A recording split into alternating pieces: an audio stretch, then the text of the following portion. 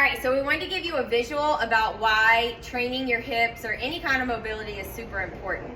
Because if you pull your back or you pull a muscle, it's not that one little movement that made you pull your muscle. So think about a kettlebell swing. You go for your kettlebell swing, you come up, you're like, oh gosh. Or it could even be something as small as a sneeze.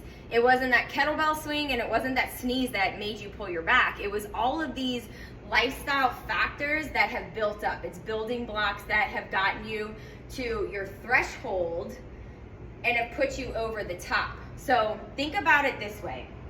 These are the lifestyle factors and things that we're going to be talking about. So this is scenario 1, and this is our tipping point. So this line right here, this puts us over the tipping point. So our first one down here is our anatomical dysfunction. So this is like maybe your hips are tilted a little bit or one leg is longer than the other. That's not going to change. So that's who you are. So anatomical dysfunction and anatomical dysfunction in scenario 1 and scenario 2 stay exactly the same. But let's look at recovery. Maybe your recovery is this giant block because you don't stretch a lot and you don't take time to sleep and recover well. So on scenario 1, that's your recovery that isn't working so well. But we're gonna work on that, and then we're gonna shorten your recovery time.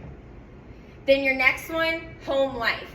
Maybe you got a stressful home life and this is a big block. So during this program, you start to think about things and we're gonna reduce the stress in your home life.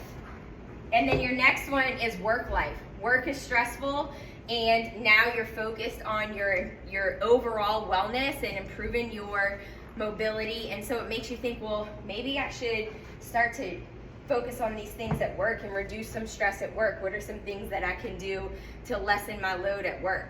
Your next one, nutrition. This is a huge one. Your nutrition is not good. You're eating fast food, you're drinking Cokes, have a high sugar, refined sugar diet. It's not good. So we're gonna work on it through this mobility program. And now you've included more water, you're eating more vegetables, lean proteins.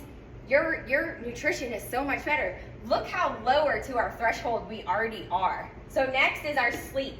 Over here, you're like not getting enough sleep. You're working on like 4 hours. Through this program, we're gonna get you to like 6. That's our goal. So not a lot of sleep here, we're getting sleep here. So you've lessened your load here. You've lessened the stress that's on your body. Stressful here, over here, it's better wellness. Next is now you've started your workouts.